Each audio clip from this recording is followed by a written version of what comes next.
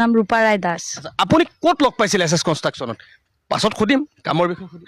Actually মই লগ পোৱা নাই, মোৰ হাজবেণ্ডৰ ফ্ৰেণ্ডে বনাই আছে ঘৰটো দাদাৰ আণ্ডাৰত। তো তাৰ পৰা মই যোগাযোগ কৰি আমি খবৰটো পালোঁ আৰু পোৱাৰ পিছত দাদাক কণ্টেক্ট কৰিলোঁ।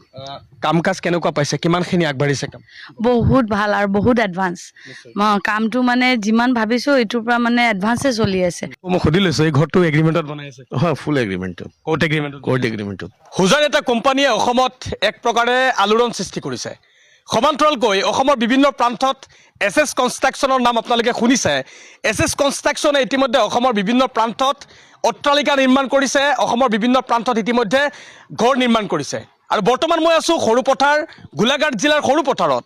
আৰু সৰুপথাৰ টাউনৰ ৩ নং ৱাৰ্ডত মই বৰ্তমান আছোঁ। ইয়াত প্ৰায় ১২০০ স্কোৱাৰ ফিটৰ এখন বিল্ডিং নিৰ্মাণ কৰা হ'ব। আৰু এই বিল্ডিঙৰ যি নক্সা আদি কেনেদৰে প্ৰস্তুত কৰা হৈছে সেই বিষয়ে মই কথা পাতিবৰ কাৰণে যত্ন কৰিম। এই মুহূৰ্তত এই বিল্ডিংটোৰ লাইখুঁটা স্থাপন কৰা হৈছে আৰু লাইখুঁটা স্থাপন কৰি ইতিমধ্যে এছ এছ কনষ্ট্ৰাকশ্যনৰ যিগৰাকী মূল ব্যক্তি শ্বাহজাহান চৌধুৰী মোৰ সৈতে আছে। আৰু এই বিল্ডিংটোৰ যিগৰাকী স্বত্বাধিকাৰী বাইদেউ, আপোনাৰ পৰা মই নামটো জানিব চেষ্টা কৰি। আপোনাৰ নাম? মোৰ নাম ৰূপা ৰায় দাস। আপুনি ক'ত লগ পাইছিল এছ এছ কনষ্ট্ৰাকশ্যনত? পাছত সুধিম কামৰ বিষয়ে সুধিম। একচুৱেলি মই লগ পোৱা নাই, মোৰ হাজবেণ্ডৰ ফ্ৰেণ্ডে বনাই আছে ঘৰটো দাদাৰ আণ্ডাৰত।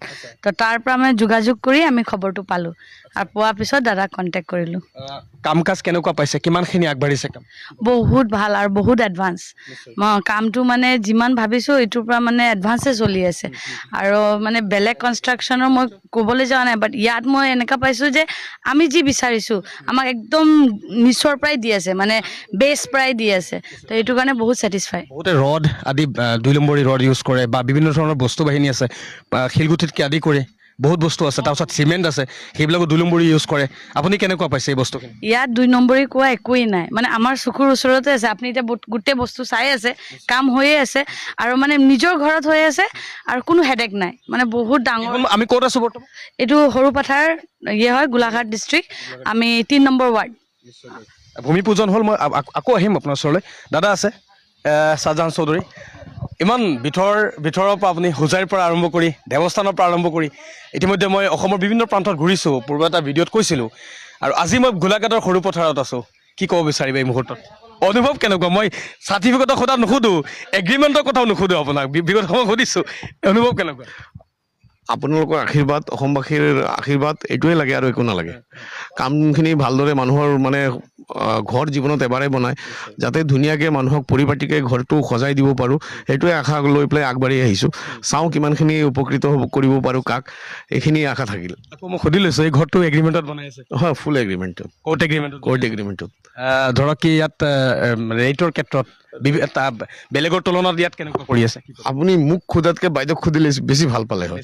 তেখেতে যদি ৰেট কম পাইছে নে বেছি পাইছে তেখেতক সুধিলে গম পালে হয়। আমি টোটেল ফুল ফিনিচিং দি আছোঁ 21 চামথিঙত। আপোনাৰ 3 BHK, আপোনাৰ কিচেন এটা হ'ব, হল এটা, আপোনাৰ ফুল ফিনিচিং দি আছোঁ। কিচেন হ'ব চব A to Z clear, full finishing 21 lakh অংশত ক্লিয়াৰ দি আছোঁ। 1100 something square foot. 1100 something square feet. আচ্ছা, ক'ব লাগিব 1200 স্কোৱাৰ ফিট। আৰু মই বৰ্তমান এই দাদাজনৰ ওচৰলৈকে যাম। দাদা, আপুনি কেনেকুৱা পাইছে? ৰেটৰ ক্ষেত্ৰত কেনেকুৱা পাইছে? দৰৰ ক্ষেত্ৰত? ৰেটটো বহুতেই ভাল। ৰেটৰ কাৰণে আমি কথা পাতিছোঁ। মোৰ লগৰটো যোনটো বৰ্তমান ইয়াৰো বহুত কাম হৈ গ'ল, এইজনে কৰিছে, সেই কাম চাইহে আমি কামটো দিছোঁ।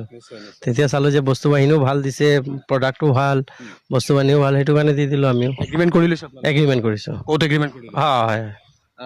এক প্ৰকাৰে ক'ব নেকি যে বৰ্তমানৰ যিমানখিনি কাম আপুনি কৰিছে তাত ছেটিছফাইড? মই 100% ছেটিছফাইড, সেইটো ক'ব পাৰে 100%। ৰডৰ পৰা আপুনি চাব পাৰে ৰডো কেনেকৈ লগাইছে, কি নাই, চব ভালে লগাই আছে। যোনটো আমি খুজিছোঁ সেইটোৱে পাই আছোঁ।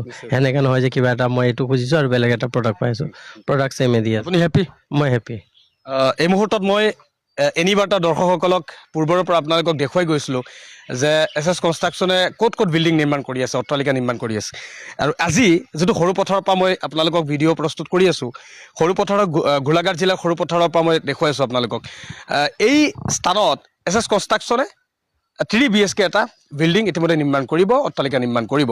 গতিকে আপোনালোকৰ সপোনৰ ঘৰখন যদি এছ এছ কনষ্ট্ৰাকশ্যনক দিব বিচাৰিছে, চমজাই দিব বিচাৰিছে, তেতিয়াহ'লে আপোনালোকে নাম্বাৰত যোগাযোগ কৰিব পাৰে, এছ এছ কনষ্ট্ৰাকশ্যনৰ লগত যোগাযোগ কৰিব পাৰে আৰু আপোনাৰ সপোনৰ বিল্ডিংখন, অট্টালিকাখন এছ এছ কনষ্ট্ৰাকশ্যনক চমজাই দিব পাৰে উইথ কোৰ্ট এগ্ৰিমেণ্ট।